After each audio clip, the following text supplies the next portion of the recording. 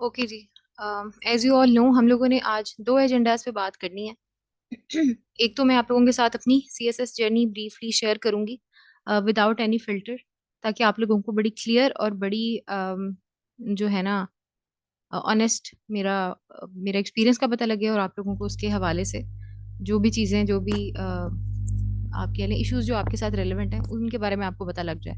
एक दूसरी चीज़ ये कि हम इसी के साथ सीएसएस रिलेटेड थोड़े से मिथ्स के बारे में बात करेंगे, और उनको हम समझने की कोशिश करेंगे कि कितनी रियलिटी है इस तरह की बातों में, वो हम देखते हैं अभी।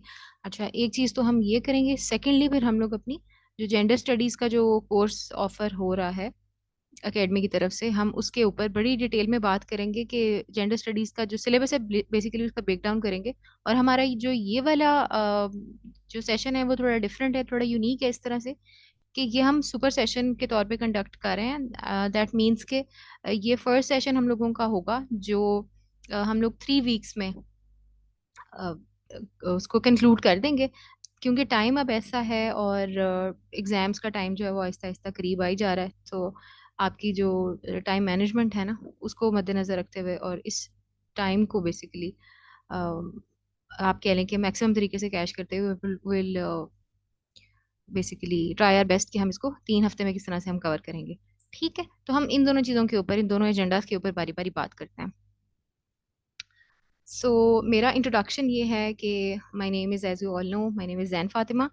मैंने अल्हम्दुलिल्लाह CSS 2024 में एलोकेशन सिक्योर की है OMG ग्रुप में, और मेरी 154th अल्हम्दुलिल्लाह पोजीशन है। मेरा एजुकेशनल बैकग्राउंड है कि इस तरह से है कि I am graduate in political science, then I did my MPhil in the same subject from Kinnaird College. ठीक है, मेरी दोनों डिग्रीज कनेट कॉलेज की हैं, और मैंने अपनी मास्टर्स में ही अपनी CSS की पहली अटेम्प्ट दे दी थी। This was my third and final attempt, and अल्हम्दुलिल्लाह आई सिक्योर्ड अ गुड पोजीशन। ठीक है। अब अगर मैंने अपनी जो CSS जर्नी है, मैंने अगर उसको समराइज करके आपको बताना हो, ये बड़ा मुश्किल है, because it it takes years for a candidate to get here. ठीक, तो उसको समराइज करना बड़ा मुश्किल हो जाता है, बट इफ आई ट्राई तो मैं उसको बेसिकली मैं ये कहूँगी कि मैं उसको 3 स्टेप्स में या 3 फेजेस में मैं उसको डिवाइड कर सकती हूँ या उसको समराइज कर सकती हूँ। सबसे इम्पोर्टेंट चीज़ जो होती है, और ये सिर्फ मेरी जर्नी नहीं है, मेरे साथ जो लोग अपेयर हुए थे रिटर्न, अनफॉर्चुनेटली जो लोग नहीं इस दफ़ा क्लियर कर पाए, होपफुली जो लोग वो ही लोग अगली दफ़ा कर जाएंगे, या जो लोग रिटर्न जिन लोगों ने क्वालिफाई कर लिया था और वो एलोकेट नहीं हो पाए, ये हम सबकी जर्नी जो है ना मोर और लेस एक जैसी होती है। ठीक है, आप लोग भी इंशाल्लाह, you people are going to start this, और by the end of this academic as an CSS wise academic year, आप लोग भी इसी तरह की ही इन बातों के साथ you people will also be able to relate. तो जो सबसे इम्पोर्टेंट चीज़ होती है, इन माई पर्सनल व्यू, जो फाउंडेशन होती है आपकी CSS की जर्नी की, वो गाइडेंस होती है, वो रिलायबल गाइडेंस होती है। एक बड़ा फेमस कोट है ना रूमी का, कि आपके पास अगर गाइडेंस नहीं होती तो आपका 1 माइल का जो ट्रेवल होता है वो 100 माइल्स का हो जाता है। मीन्स टू से कि अगर आपके पास गाइडेंस है, अगर आपको गाइड करने के लिए अच्छे मेंटोर्स हैं ना आपके पास, तो वही सफ़र जो आपने 10 घंटों में तय करना है वही आपका 1 घंटे में तय हो जाएगा। वाई? बिकॉज आपको ये पता होगा कि आपने कौन कौन से रोड ब्लॉक्स से बच के चलना है, and how effectively you can manage your energy and manage your time. तो मेरे पास गाइडेंस अच्छी थी, और आप जितनी मर्जी हार्ड वर्क जो है, जितनी मर्जी आप एफर्ट पुट कर लें, अगर उसकी डायरेक्शन ठीक नहीं होगी ना तो वो it will ultimately go to waste. So उस in order to avoid this thing, you have to make sure that people, you are surrounded by the people who know a thing or two about the CSS journey, who know a thing or two about the written exam itself, right?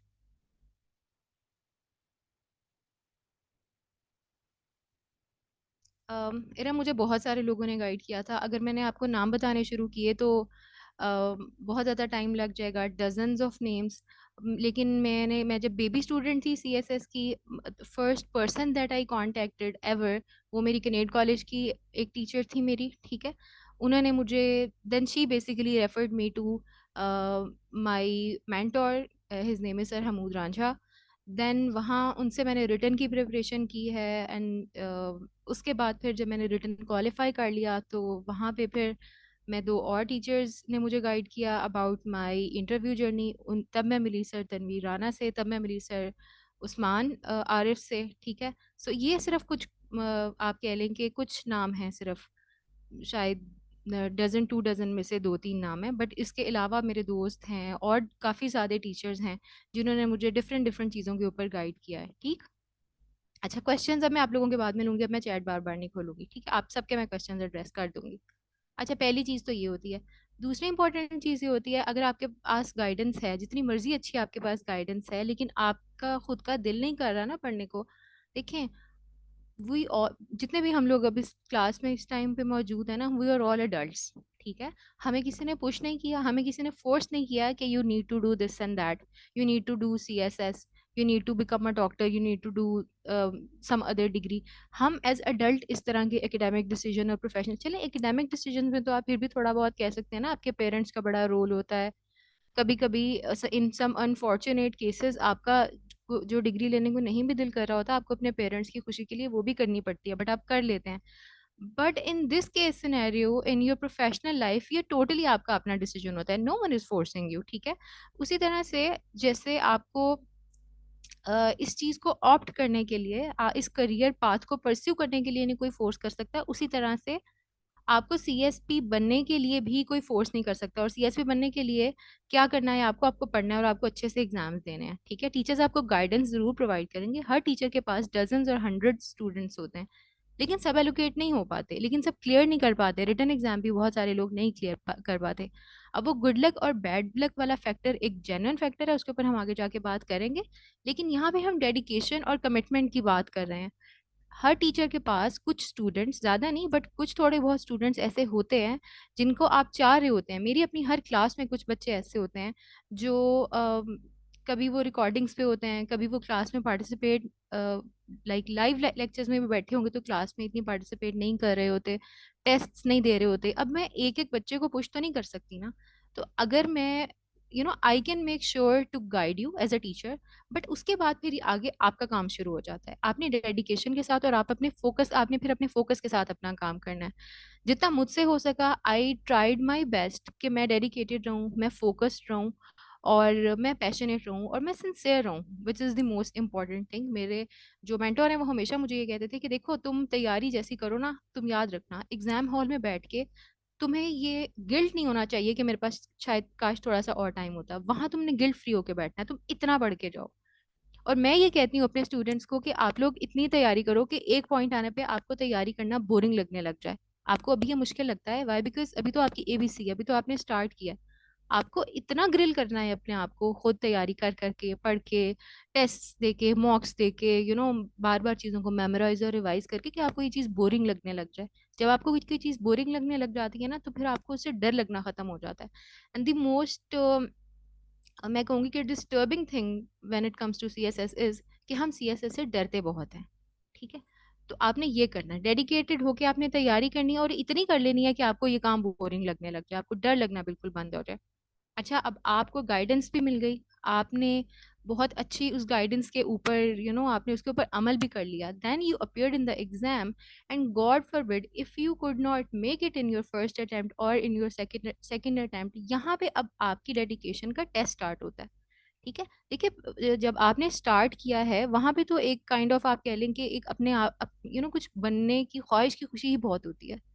तब dedicated रहना इतना मुश्किल नहीं होता जितना मुश्किल एक दफा आप जब एग्जाम हॉल में बैठ के, और वो सिक्स कंसिस्टेंटली 6 डेज, डेली दो दो पेपर, 3 3 घंटे के दो दो पेपर लिख के आए, और आपको कुछ महीने बाद पता चले कि you could not make it. उस टाइम के ऊपर जब आपकी अपने से भी कुछ होप्स हाई हुई हुई होती हैं, why? Because you were so disciplined, why? Because you were studying from day to till night, और आप अपने फैमिली इवेंट्स भी मिस कर रहे थे, आपने सोशलाइजेशन भी अपनी बहुत लिमिटेड कर दी। उसके बाद भी अगर आप गॉड फॉरबिड क्लियर नहीं कर पाते, तो उसके वहां पे फिर आपकी डेडिकेशन और आपकी अपने साथ कमिटमेंट का टेस्ट स्टार्ट होता है। फिर आपको पता लगता है कि आप वाकई में उस टाइम पे जो आप you know whether you were just pretending to be dedicated और you were in reality a dedicated candidate. तो आपने परसिवेरेंस दिखा, आपने परसिवेयर करना है, अगर गॉड फॉरबिड आपके साथ कोई प्रॉब्लम, कोई इस तरह का मिसहैप हो जाता है, चाहे आपके वो रिटर्न में हो जाए, चाहे गॉड फॉरबिड आगे जाके आपके इंटरव्यू वाले फेज में हो जाए। बिकॉज जैसे मैंने पहले बात की, C S S, when it comes to C S S, आपकी प्रिपरेशन तो मैटर करती है और बहुत ज़्यादा मैटर करती है। ऑब्वियसली प्रिपरेशन के बगैर तो आप ये इमेजिन भी नहीं कर सकते कि आप की लक जो है वो आपका साथ देगी। लेकिन गुड लक और बैड लक का फैक्टर भी बहुत मैटर करता है।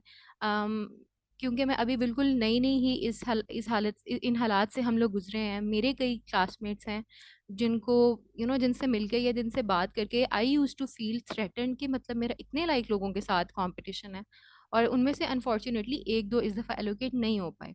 ठीक, तो उसका मतलब ये नहीं होता है कि वो डेडिकेटेड नहीं थे, उसका मतलब ये नहीं है कि वो कॉम्पिटेंट नहीं थे, उसका मतलब सिंपली ये है कि उनकी जो लक है वो इस दफ़ा नहीं चली, वो इंशाल्लाह वो अगली दफ़ा हो जाएगा उनके साथ। ठीक, तो ऐसे में जब तक आपकी लक आपका साथ नहीं दे रही है तब तक आपने परसिवियर करना है। C S S is not a game of a few months. Obviously first attempt में भी बहुत सारे लोगों की एलोकेशन हो जाती है सिक्योर, लेकिन अगर नहीं हो रही है तो उसके लिए आपने अपने आप को मेंटली तैयार रखना है। ठीक, और ये एक रियलिटी है, और इसको मद्देनजर रखते हुए आपने अपनी जो तैयारी है वो करनी है। अब जब हम लोगों ने अपनी समरी, मैंने अब हम अगर हमने अपनी जर्नी को जब समराइज कर दिया, तो अलोंग द वे आपको बहुत सारी सच्ची झूठी बातें सुनने को मिलती है, जितने क्योंकि इतने ज़्यादा लोग हैं इस जर्नी में। आपको पता है कि हम लोगों के टाइम 2024 में सिर्फ 2024 में ही अराउंड 15,000 जो कैंडिडेट्स हैं वो अपीयर हुए थे रिटर्न एग्जाम में। 2025 में भी ऑलमोस्ट इतने ही हैं, ठीक है, 14-15,000। आगे आप लोगों के टाइम पे भी इतने ही होंगे। तो अब देखिए, इन सब में से सब लोग तो इतने मेच्योर नहीं होते, मेच्योर होते भी हैं, बहुत सारे होते हैं, लेकिन सब लोग मेच्योर नहीं होते। और देन आपको पता है सोशल मीडिया का टाइम है, हर बच्चा, हर कैंडिडेट जो है वो अपने अपने ओपिनियन शेयर कर रहा होता है। And in most of the cases हमें ये लगने लग जाता है कि एक इंडिविजुअल का जो ओपिनियन है ना वो रियलिटी है। वो रियलिटी नहीं होती, वो उसकी परसेप्शन होती है। ठीक है, रियलिटी एक बिल्कुल डिफरेंट चीज़ है। आपकी रियलिटी मेरी से डिफरेंट होगी, आपका एक्सपीरियंस मुझसे डिफरेंट होगा। When we talk about these things, guidance की जब हम बात करते हैं, जब हम परसिवरेंस की, करेज की, डिसिप्लिन की बात करते हैं, दीज आर वैल्यूज। ठीक है, कोई आपको सिंसेरिटी के साथ गाइड कर रहा है तो उसकी सिंसेरिटी, उस टीचर की, उस मेंटोर की, वो उसकी वैल्यू है। ठीक है, बट अगर आपको ये कोई कह रहा है कि फॉर इंस्टेंस आपने क्वेश्चन जो है वो इतने पेजेस का लिखना है, आंसर जो है आपने इतने पेजेस का लिखना है, आपने इतने बजे उठ के आपको पढ़ना चाहिए, इतने बजे अगर आप नहीं उठेंगे या इतने घंटे अगर आप डेली के नहीं देंगे तो आप गॉड फॉरबिड फेल हो जाएंगे। ये सारी जो चीजें हैं ये उसके एक्सपीरियंस से उसके पास आई हैं, और वो चीजें थी जो उसको सूट की हैं। नाउ आपने अपनी प्रिपरेशन को, इस तरह की बातों को सुन के, you have to custom made, basically आपने कस्टमाइज करना है अपनी प्रिपरेशन को according to your personality, according to your academic background. For instance मेरे साथ कोई और कैंडिडेट अगर थे या थी जिनको परहैप्स पॉलिटिकल साइंस को बहुत ज़्यादा टाइम देना पड़ा।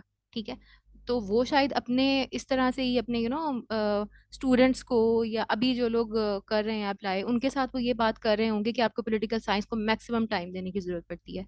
शायद वो मेडिसिन के या इंजीनियरिंग के या बिजनेस के बैकग्राउंड से आते हो तो उनको टाइम देना पड़ा हो। अब आपने एज इट इज़ हर किसी की बात को ऐसे नहीं ले लेना होता। आपने देखना होता है, आपने उस बंदे के बैकग्राउंड को देखना होता है। ठीक है, आपने उसकी बात को समझ के आपने कस्टमाइज करना होता है कि मैंने उसको एज इट इज लेना है, या बेसिकली वो जो वैल्यू बताने की कोशिश कर रहा है उस बात में मैंने उसको समझना है। ठीक है, मुझे कंपैरेटिवली मुझे पॉलिटिकल साइंस को नहीं इतना टाइम देना पड़ा। वाई? बिकॉज मेरा तो एकेडमिक बैकग्राउंड है ना बेसिकली पॉलिटिकल साइंस का। सो इस तरह की बातें जो है ना वो पर्सन टू पर्सन वेरी करती हैं। अब आप लोग बड़े हैं, आप लोग बच्चे नहीं हैं। You have to be smart enough to differentiate कि ओपिनियन कौन सा है और फैक्ट कौन सा है। ठीक है, अब बहुत सारी मिथ्स जो मुझे लगता है, जो उनमें से जो सबसे ज्यादा इंपॉर्टेंट है ना, मैं सिर्फ उनको यहाँ पे हाईलाइट करूंगी। ठीक है, आई होप कि ये जो 3-4 मिथ्स है ना ये आपका फिल्टर बन जाएंगी, and later on these myths, और जब हम इनको डीबंक करेंगे, द प्रोसेस ऑफ डीबंकिंग इंशाल्लाह will help you filter further जो आप मिथ्स देखेंगे या सुनेंगे यहाँ वहाँ। सबसे पहली चीज़ ये है कि जो सी एस एस होता है ना वो एक स्मार्ट वर्क की जो स्ट्रेटेजी होती है ना वो आपको सी एस एस करा देती है। Smart work is the key.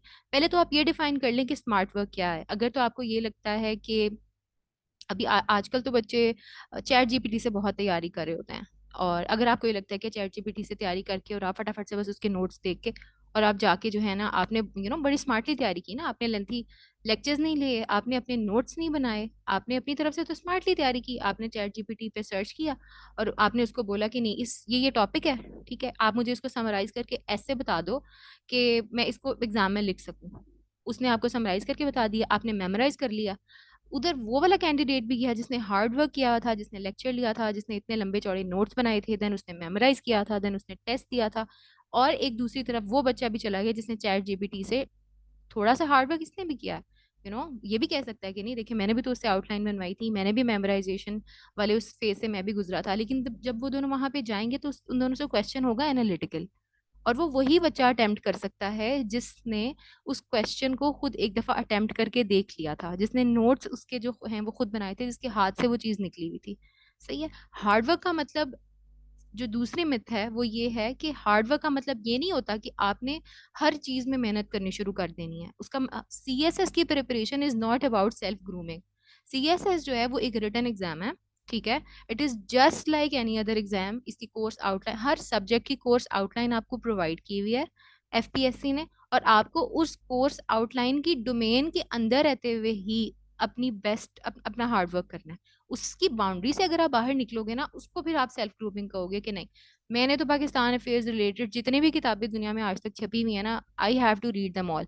Current affairs के जितने भी मैगजीन्स जो हैं पब्लिश होते हैं, I need to read them all. Then gender studies और पॉलिटिकल साइंस के जितने भी जर्नल आर्टिकल्स हैं ना, मैं उनको स्किम थ्रू कर लूँ। ये होती है hard work. This is not hard work. You are just wasting your time. You have to be smart enough to basically judge your own self. You have to be smart and wise enough to see कि आपकी hard work जो है वो CSS की जो preparation है, उस written exam की जो सिलेबस की डोमेन है उसके अंदर ही रह के हो। ठीक है। सेल्फ ग्रूमिंग का मतलब है, लोगों को ये भी लग रहा होता है, अक्सर बच्चों को ये लगता है कि भाई मैंने तो अगर बहुत सारी रीडिंग्स नहीं कर ली, 10-15 अगर मैंने किताबें नहीं पढ़ ली एक इस साल के अंदर अंदर, अलोंग विद माई प्रिपरेशन, कुछ बच्चे साथ साथ कोई और डिग्री भी ले रहे होते हैं, बहुत सारे बच्चे बच्चियां जॉब्स भी कर रहे होते हैं। आप बताएं, आप सिलेबस कवर कर सकते हैं, आप अपनी वो जॉब या वो डिग्री को साथ लेके चल सकते हैं, या फिर आप रीडिंग करेंगे? नहीं कर सकते आप ये सारी चीजें। तो वो जो चीजें जो आपको लगता है ना कि नहीं ये सेल्फ ग्रूमिंग, एक एक ब्यूरोक्रेट का, एक आइडियल ब्यूरोक्रेट का एक इमेज आता है आपके माइंड में कि नहीं ये तो ऐसे होते हैं, इनको तो बड़ी बुक रीडिंग की इनको आदत होती है। ऑफ कोर्स होती है, उसके लिए आपको आगे जाके टाइम मिलेगा। इस वक्त आपका गोल है कि सीएसएस का रिटन एग्जाम आपने क्लियर करना है। उसके लिए आपने क्या करना है, आपको एफपीएससी ने बता दिया हुआ है कि ये आपकी कोर्स आउटलाइन है, पर सब्जेक्ट आपने इसको क्लियर करना है, इसको आपने प्रिपेयर करके आना है। उसको प्रिपेयर करने के लिए आपने हार्ड वर्क करना है, उसकी डोमेन से बाहर नहीं निकलना। This is the difference between among smart work, hard work and self grooming. You have to be wise enough कि आपको इन तीनों के दरमियान में ना क्लियर डिफरेंस पता होना चाहिए। ठीक। देन अनदर थिंग इज, जब आप हार्डवर्क की बात करते हैं और जब आप सीएसएस की आउटलाइन की बात करते हैं, देन एक और मिथ जो है वो बहुत पॉपुलर है कि भाई जब तक मेरी 100% तैयारी नहीं हो जाती, जब तक मुझे ए टू जी हर कॉन्सेप्ट का पता नहीं होता और मैंने बहुत ढेर सारा मैंने डाटा मेमोराइज नहीं किया होता, I am not going to appear. This is a huge misconception. और बहुत सारे बच्चे अच्छी तैयारी के साथ भी डर से रह जाते हैं कि I am not 100% sure, I am not 100% prepared. Believe you me, इस साल जितने भी लोग एलोकेट हुए हैं उनमें से कोई भी 100% प्रिपेयर नहीं था। वाई? बिकॉज सीएसएस का सिलेबस इतना लेंथी है कि कोई भी उसको पूरा प्रिपेयर नहीं कर सकता। ठीक है।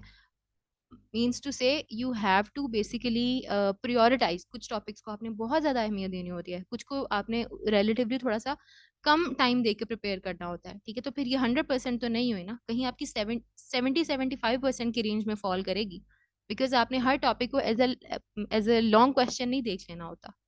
ठीक। तो ये एक मिथ है, ये बिल्कुल इस चीज में कोई रियलिटी नहीं है कि आपको जब तक हर चीज नहीं आती होगी you won't be able to sit in the exam. What you need to do, आपको जो आपकी क्वेश्चन अटेम्प्टिंग टेक्निक्स है ना, you have to be master in that, ताकि जिस भी तरह का क्वेश्चन आपसे पूछ लिया जाए you be able to answer that. ठीक। And then the other thing is, ये भी इसी के साथ लिंक्ड है कि ये जो कंपटीशन एग्जाम है ना, ये बेसिकली आपकी नॉलेज का एक एग्जाम है, आपके नॉलेज का टेस्ट है। ऑफ कोर्स इसमें नॉलेज नॉलेज जो है वो सबसे ज्यादा आप कह सकते हैं कि वेटेज सबसे ज्यादा नॉलेज का होता है। लेकिन इसके साथ और भी बहुत सी चीजें जो है वो मैटर करती हैं। इसके साथ आपकी आंसर अटेम्प्टिंग टेक्निक्स बहुत ज्यादा मैटर करती हैं। नॉलेज तो है आपके पास, आपने जो है ना वो पर सब्जेक्ट 2-3 बुक्स पढ़ रखी हैं, नॉलेज आपके पास बहुत है, लेकिन अगर आपको अपने नॉलेज को प्रेजेंट नहीं करना आता तो फिर मतलब फिर उस नॉलेज का आपको कोई फायदा नहीं है। ठीक है, उसी तरह से ये आपकी नर्व्स का टेस्ट है। ये आपकी नर्व्स का टेस्ट है। आपने एक इतना लंबा चौड़ा प्रोसेस है, इतनी लंबी लंबी हर सब्जेक्ट की कोर्स आउटलाइन आपको मिली हुई है, आपने वो सब कुछ भी कवर करना है। देन एक सोशल प्रेशर बहुत ज्यादा होता है। जब आप अनाउंस करते हैं कि अच्छा अब आपने एग्जाम की तैयारी करनी है, आपका फैमिली प्रेशर बहुत ज्यादा होता है।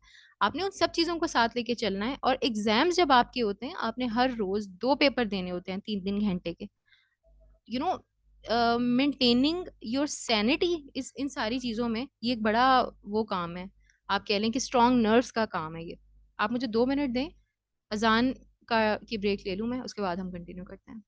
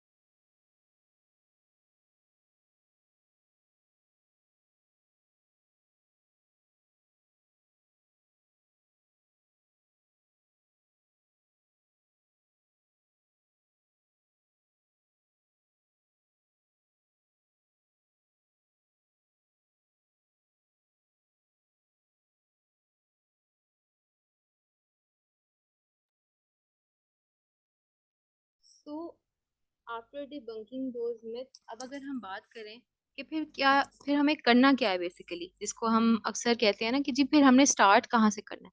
फिर एक प्रॉपर जो आप कह लें कि क्लियर और डायरेक्ट जो गाइडलाइन है ना सीएसएस की प्रिपरेशन की, वो है क्या। देखिए, सबसे पहली जो चीज होती है, जो फाउंडेशन होती है कोई भी काम को करने की, वो आपकी परसेप्शन होती है, आपका आइडिया होता है कि आप उस चीज को कैसे अंडरस्टैंड करते हैं। आपकी understanding about CSS is very important.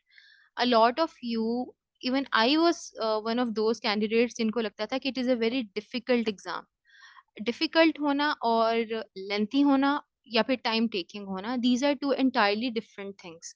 Difficult, yes, it seems as if it is a very difficult exam. Why? Because a lot of candidate appear every year, but it is not. But if you look at the nature of this exam, if you look, you just imagine कि सिर्फ 10-15 आपकी university के लोग हैं, आपकी university के exam के तौर पे अगर आप इसको इमेजिन करें कि आपको साल के स्टार्ट में एक आउटलाइन दे दी जाती है, and then you are free to choose subjects. कुछ आपको इलेक्टिव दे दिए हैं, कुछ आपको कंपलसरी दे दिए हैं। ठीक है, you are free to choose 5 और 6 subjects of your own choice, और आपको एक आउटलाइन भी दे दी है। अब आपके ऊपर कोई रिस्ट्रिक्शन नहीं है, you can consult any source, any book, any YouTube video, any mentor you want to, और आप अपनी अकॉर्डिंग, विदाउट एनी कोई आपके पास वो नहीं है, स्केड्यूल भी आपको नहीं फिक्स नहीं किया हुआ कि जी आपने सुबह 7 बजे उठ के यहाँ आ जाना है। आप अपने from the comfort of your own home, आपकी अपनी अवेलेबिलिटी के according you have to prepare for an exam in your university. तो ये आपको मुश्किल लग रहा है? मुश्किल तो नहीं लग रहा। प्रॉब्लम कहाँ पे आती है? प्रॉब्लम यहाँ पे आती है व्हेन यू लुक अराउंड और आप देखते हैं कि हजारों बच्चा अपियर हुआ हुआ है। आप सबकॉन्शियसली, आपको ये लगना, आप compete करना शुरू कर देते हैं। वाई? बिकॉज ऑब्वियसली सीएसएस है ही कंपटीशन का एग्जाम। तो आपको ये लगने लग जाता है कि on a very personal basis आपने हर किसी के साथ जाके उससे compete करना है। This is not true. आपका एग्जाम एज एक इंडिविजुअल पेपर ही चेक होना होता है। जाहिर है वो एक एग्जामिनर जिसने आपसे पहले भी पेपर चेक किए हैं, जिसने आपके बाद भी पेपर चेक किए हैं, उसके ऊपर उनका इम्पैक्ट तो होगा। बट एग्जामिनर की किसी से कोई पर्सनल कोई ग्रज नहीं होता उसका। वो जो है ना फेयर जजमेंट ही करता है, और वो आपने जैसा पेपर लिखा है उसके अकॉर्डिंग ही आपको ग्रेड देता है। So you don't have to be too much worried के आपके साथ वालों की ज्यादा तैयारी है, ये तो आपकी अच्छी तैयारी है, दैट शुड बी इनफ। एक बात, दूसरी चीज ये कि अगर ये डिफिकल्ट नहीं है तो फिर हमें ये डिफिकल्ट, इतना हमें पढ़ना इतना मुश्किल लगता क्यों है? Why? Because the syllabus is very lengthy. ठीक है, और इसको मैं डिनाई नहीं करूंगी, बिकॉज इट इज लेंथी। आप किसी भी सब्जेक्ट का सिलेबस निकाल के देख लें। पॉलिटिकल साइंस का अगर आप देखते हैं तो मुझे याद है ग्रेजुएशन के फर्स्ट 4 सेमेस्टर्स में जो हमने पढ़ा था ना, वही एक सीएसएस कैंडिडेट को 3 to 4 मंथ्स में उस सारे सिलेबस को मोर और लेस, वो सारा, थोड़ी सी चीजें इसमें नहीं भी हैं लेकिन मोर और लेस वो सारा आपने कवर करना होता है। ठीक है। सो ये लेंथी है बेसिकली, ये डिफिकल्ट नहीं है। आपको पहली बात तो ये है कि आपको अपनी परसेप्शन को क्लियर रखना है। आपका जो कंपटीशन है ना वो सिर्फ आप, ये एक बहुत फिल्मी सी बात लगती है कि जी आपका कंपटीशन सिर्फ आपके साथ है, बट इट इज ट्रू। ठीक है, मैंने फेल होके भी देखा और मैंने पास होके भी देखा और मैंने अल्हम्दुलिल्लाह एलोकेट होके भी देखा है। मेरा कंपटीशन जेन्युइनली किसी और के साथ नहीं था, सिर्फ मेरे अपने साथ था। और आपने सिर्फ अपनी अपनी यू हैव टू बी, आप कह लें आपको सेटिस्फाइड इस चीज के ऊपर होना होता है कि yes you have given your 100%। ठीक है। अब बाकी तो एग्जामिनर को आपकी तो कोई आइडेंटिटी भी उसके ऊपर, पेपर के ऊपर नहीं लिखी हुई ना, तो वो उसको तो आपके से के साथ कोई मसला नहीं है। अच्छा लिखा है तो बस हैव फेथ, हो जाएगा आपका क्लियर। एक बात। दूसरी चीज, ये बहुत बड़ी एक कंफ्यूजन होती है कि डेडलाइन क्या है सीएसएस के हवाले से। अब देखें, अब आपकी जो एज है, एज लिमिट जो है वो स्टार्ट आपकी होती है राइट आफ्टर योर ग्रेजुएशन वाली एज, और फिर जो आपकी अपर एज लिमिट है वो 30 ईयर्स तक जाती है। इतने सारे साल आपको मिल गए, नंबर वन। सेकेंडली, आपके पास जो नंबर ऑफ अटेम्प्ट है वो भी 3 है। पहली दफा नहीं, पहली दफा तो वैसे भी मेजोरिटी बच्चे, आई होप आप लोग नहीं नॉन सीरियस ले रहे होंगे, लेकिन मेजोरिटी जो बच्चे होते हैं वो बहुत नॉन सीरियस लेके पहली अटेम्प्ट दे रहे होते हैं। ठीक। देन चलो कोई बात नहीं, दूसरी दफा हो जाएगा, दूसरी दफा नहीं तो तीसरी दफा हो जाएगा, तो फिर एक वो जैसे, जैसे मैं फॉर एग्जांपल मैं यूनिवर्सिटी के एग्जाम्स की बात करी थी, आपको ये पता होता है कि आपने इस सेमेस्टर में इस सब्जेक्ट को अगर क्लियर नहीं किया तो आपकी ट्रांसक्रिप्ट के ऊपर फेल लिखा हुआ आ जाएगा। ठीक है, आपकी ट्रांसक्रिप्ट के ऊपर एफ लिखा होगा, या खराब अगर आपने स्कोर किया तो डी लिखा हुआ होगा, तो that is not going to leave a good impression. तो वो एक काइंड ऑफ आपके ऊपर एक डेडलाइन बन जाती है कि नहीं, इसी सेमेस्टर में मैंने इस सिलेबस को पास करना है और अच्छे स्कोर के साथ मैंने इसको वो करना है, खत्म करना है। सीएसएस के हवाले से ना ये डेडलाइन जो है, ये मैं ये कहूंगी कि इसमें थोड़ी सी फ्लेक्सिबिलिटी है, ये आपके ऊपर डिपेंड करता है कि आपने अपनी डेडलाइन क्या सेट रखनी है। एक चीज। दूसरी चीज ये है कि डेडलाइन आप अपने रिजल्ट के हवाले से कभी भी सेट नहीं कर सकते। यू कैन नॉट डिसाइड कि आप इस दफा पास होंगे या नहीं होंगे, ऐसे कभी भी नहीं होता। आप डेडलाइन अपने लिए जरूर सेट रखें, बट आप अपना, फॉर इंस्टेंस, अब अभी आप लोगों की डेडलाइन क्या है कि आप लोगों ने फरवरी 2026 तक प्रिपरेशन अपनी कंप्लीट कर लेनी है। ठीक है, 70-80% आपकी प्रिपरेशन हो जानी है और फिर आपने अपियर हो जाना है। आपका रिजल्ट कब कैसा आना है उसकी डेडलाइन आप आप नेचर को नहीं फिक्स करके बता सकते कि आपने मुझे इसी दफा क्लियर करना है। कुछ लोगों का लर्निंग प्रोसेस बहुत लंबा होता है, कुछ लोग बहुत जल्दी क्लियर कर जाते हैं। ठीक है। अब ये वो चीजें हैं, आपकी प्रिपरेशन, आपका टाइम टेबल, फॉर एग्जाम्पल, ये चीजें आपके कंट्रोल में है, लेकिन जो नेचर की डेडलाइन है ना वो आपके कंट्रोल से बाहर की चीज है। ठीक है। अब जिस चीज पे आपका कंट्रोल नहीं है ना उसके साथ ज्यादा सरदर्द लगाने की जरूरत नहीं है कि अब 20 साल में 2027 में मैं जो है ब्यूरोक्रेट बन जाऊंगी या बन जाऊंगा, फिर ये हो जाएगा, फिर वो हो जाएगा, नहीं। You have to be a little patient when it comes to CSS. ठीक है। मैंने पहले शुरू में आप लोगों को बता दिया था कि I am going to share my experience without filter. ठीक है। सो मेरा ये मतलब था जो मैं बात कर रही हूँ। और सबसे इम्पोर्टेंट जो चीज़ है, अगेन मैं यही कहूंगी कि जब आपका टेस्ट जो है ना, इस चीज़ का कि आपको कितना जुनून है सीएसपी बनने का, आपको कितना जुनून है पॉलिसी मेकिंग को ज्वाइन करने का, वो पता लगता है कि गॉड फॉरबिड अगर आप अपनी किसी अटेम्प्ट में को उसमें सक्सीड नहीं कर पाए, तो आपने कमिटेड रहना होता है आफ्टर योर फेलियर। अगर मैंने समराइज करना हो ना सीएसएस रिलेटेड इंपॉर्टेंट टिप्स अगर मैंने आपको देने हो तो वो यही 3 है।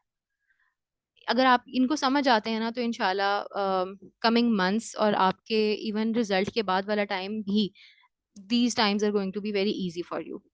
अच्छा, अब हम लोगों ने अपना माइंडसेट भी क्लियर कर लिया, हम लोगों ने अपने मिथ्स को भी स्लोली जो है ना वो एक एक करके उनको हमने एड्रेस भी कर लिया। अब हमने देखना है कि जब हमने तैयारी शुरू करनी है क्लियर माइंड के साथ और गोल सेट करके और डेडलाइन सेट करके, जब हमने प्रिपरेशन स्टार्ट करनी है, तो हमने फिर अपने टाइम को कैसे डिस्ट्रीब्यूट करना है, हमने कितना टाइम किस चीज को देना है। अगेन देखें, 2 चीजें। मैं अगर आपसे ये कहती हूँ ना कि बच्चों आपने रोज सुबह 8 बजे उठ के पढ़ना स्टार्ट कर देना है, आप लोगों में से जो कल सुबह 8 बजे नहीं उठ पाएगा ना, उसको बिला वजह स्ट्रेस होनी स्टार्ट हो जाएगी। वाई? बिकॉज वो जो मैडम थी वो इस दफा वो एलोकेट हुई है, उन्होंने कहा है कि 8 बजे उठना है, और वो 8 बजे ही उठती होंगी, तो मैं नहीं अगर उठी या मैं नहीं अगर उठा ना तो फिर तो मैं तो एक फेलियर हूँ। ये होता है, इसलिए मैं कभी भी आपको ये नहीं बताती, मैं कभी भी डिक्टेट नहीं करती कि आपने इस चीज को ऐसे लेके चलना है, आपने इतना पढ़ना है या उतना पढ़ना है। या आपने इवन जब मेरे स्टूडेंट्स की मैं पेपर अटेम्प्टिंग वर्कशॉप्स भी कंडक्ट करा रही होती हूँ, मैंने कभी किसी को नहीं ये बोला कि आपने मैं कोई जनरलाइज किस्म की आउटलाइंस नहीं देती अपने स्टूडेंट्स को कभी भी, क्योंकि हर बच्चे का लिखने का अपना अपना तरीका होता है। मैं उनको फीडबैक, बड़े पर्सनलाइज किस्म के फीडबैक्स देती हूँ। वरना मैं ऐसे जेनेरिक बातें करनी शुरू कर दूंगी तो पूरी क्लास जो है वो परेशान हो जाएगी। ठीक है, मैं आपको टाइम डिस्ट्रीब्यूशन फॉर्मूला बताती हूँ। ये आप जितना टाइम लगाते हैं ना, हर बच्चा अगर फॉर एग्जांपल एक बच्चा है वो 5 घंटे लगा रहा है, तो ये वो भी इसको अप्लाई कर सकता है। कोई बच्चा अगर 8 घंटे पढ़ रहा है ना, तो वो भी इसको अप्लाई कर सकता है। ठीक है, अब आपने क्या करना है, स्टार्ट आप हमेशा करते हो बच्चे, ये बड़ा वो एक आप कह लें कि कॉमनली आस्क्ड क्वेश्चन है कि मैडम शुरू कहाँ से करना है। तो भाई शुरू आपने करना है, आपने गाइडेंस लेनी है और आपने लेक्चर्स लेने हैं या नोट्स, अगर आप किसी के कंसल्ट कर रहे हो तो आपने नोट्स लेके आपने क्या करना है कि टोटल टाइम में से ना सिर्फ 25% ऑफ योर टाइम आपने लेक्चर्स लेने और अपने नोट्स बनाने में लगाना है, इससे ज्यादा नहीं। ठीक है, देन आपने उतना ही टाइम जितना आपने लेक्चर्स बनाने में लगाया था उतना ही टाइम मेमोराइजेशन में लगाना है। ये वो जगह है जहाँ पे मोस्टली कैंडिडेट्स गलती करते हैं। लेक्चर्स बना ले लिए, नोट्स बना लिए, और नोट्स बनाने के बाद majority of candidates start thinking that because I have because now I have written these things, तो अब ये मुझे नेचुरली मेरे उसमें आ गई हैं, मेरी मेमोरी में ये चीज आ गई है। नहीं, आपको मेमोराइजेशन के लिए अलग से टाइम निकालना पड़ता है। जैसे जब आप अपनी इंग्लिश की प्रिपरेशन कर रहे होते हैं, आप केसेस एंड पॉइंट्स जब निकालते हैं, आप उसको मेमोराइज भी तो करते हो ना साथ। देन आप जब अभी इंग्लिश की प्रेसी की प्रिपरेशन करते हो तो आपके पेयर ऑफ वर्ड्स और आपकी उस तरह की जो दूसरी चीजें ऑब्जेक्टिव की, आपकी जो इडियम्स वगैरह और ऐसी सिनोनिम्स होते हैं, आप उनके लिए टाइम निकालते हो ना डेली। इंग्लिश के लिए तो हमें पता है ना कि हमने डेली एक फिक्स नंबर ऑफ आवर्स रखे हैं, वो हमने थ्रू आउट हमारी प्रिपरेशन वो हमने इंग्लिश को डेडिकेट किए हुए होते हैं। ठीक है, and the same thing goes for other subjects as well. आपने मेमोराइजेशन के लिए स्पेशली टाइम निकालना होता है। अब आपका जो टोटल टाइम है, फॉर एग्जाम्पल अगर कोई बच्चा दिन में 6 आवर्स पढ़ रहा है, तो 3 आवर्स आपने इन दोनों चीजों को देके बाकी 3 आवर्स आपने राइटिंग प्रैक्टिस करनी है। आपने क्या करना है, राइटिंग प्रैक्टिस आपने कहाँ से करनी होती है। अब आप क्या करेंगे, जो आपने ऑप्शनल ऑप्ट किया हुआ है, फॉर इंस्टेंस, या लेट सपोज आप इस्लामिक स्टडीज की या पाकिस्तान अफेयर्स की प्रिपरेशन कर रहे हैं। अब आपने क्या करना है, सबसे पहला जो आपने काम करना होता है ना, वो ये करना होता है, ये इस थर्ड स्टेप को लेके आपने पिछले 4 या 5 साल के क्वेश्चन पेपर्स निकाल के उनको इकट्ठे करके उनकी या तो आप पीडीएफ फाइल बना के अपने सॉफ्ट में ही अपने पास रख लें, वरना आप इनको प्रिंट आउट निकलवा के अपने पास रख लें। जो टॉपिक आपने आज कवर कर लिया, फॉर एग्जाम्पल अगर आपने जेंडर स्टडीज आप पढ़ रहे हैं और आपने वेव्स ऑफ फेमिनिज्म कर लिए हैं, तो अब आपने पास पेपर्स में जाके देखना कि वेव्स ऑफ फेमिनिज्म पे एग्जामिनर ने किस किस तरह से क्वेश्चंस लिखे हुए हैं। अब मोस्टली बच्चे क्या गलती करते हैं, वो पहले दिन ही पूरा पूरा सवाल लिखना शुरू कर देते हैं अपने नोट्स को बंद करके। ये नहीं करें, go little easy on your self, step by step चलें। ठीक है, शुरू से नहीं, हम लोग इस तरह का यूनिवर्सिटीज और कॉलेजेस में हम इस तरह से नहीं पढ़ते आ रहे होते। B a little rational, step by step चलें। और अपनी अपनी ब्रेन डेवलपमेंट और अपनी इंटेलेक्चुअल डेवलपमेंट के लिए थोड़ी सी फ्लेक्सिबिलिटी रखें, अपने आप को भी थोड़ा सा मार्जिन इस तरह से दें कि आप डेडिकेटेड जरूर रहें, आप कमिटेड रहें, रेगुलर रहें, डिसिप्लिन्ड रहें, लेकिन आप आपने ग्रो करना है अपनी तैयारी को लेके साथ साथ। तो फर्स्ट डे आप क्या करो, आप अपने नोट्स देखो, दूसरी तरफ अपना क्वेश्चन देखो, क्वेश्चन लिखो और अपने नोट्स अपने नोट्स में से देख देख के उसके ऊपर फर्स्ट डे पे आउटलाइन बनाओ। सेकंड जो क्वेश्चन है, अब आप नोट्स बंद कर दो, सेकंड क्वेश्चन पे आप जुबानी एक आउटलाइन बना लो। थर्ड क्वेश्चन पे आप कोटेशंस और केसेस एंड पॉइंट्स भी ऐड कर दो। फोर्थ क्वेश्चन पे जाके फाइनली आप उसको पूरा लिख लो। ठीक है, तो ग्रो विद योर प्रिपरेशन, और इसी तरह आपकी जो है प्रिपरेशन बेहतर होती रहेगी। पहली चीज तो है आपने वो ये करनी है। देन जो मैंने एड्रेस की है चीज कि आपने डिफरेंशिएट आपको करना आना चाहिए कि स्मार्ट वर्क क्या होता है, हार्ड वर्क क्या होता है। अगर तो आपकी स्मार्ट वर्क की डेफिनेशन ये है कि मैंने इस फॉर्मूला के अकॉर्डिंग सिर्फ इतना ही टाइम देना है स्मार्टली नोट्स नोट्स की मेकिंग के लिए या नोट्स की प्रिपरेशन के लिए, देन मैंने इतना टाइम देना है सिर्फ मेमोराइजेशन के लिए, तो फिर ये जो जिसको आप स्मार्ट वर्क कह रहे हैं बेसिकली आपकी हार्ड वर्क का ही पार्ट है।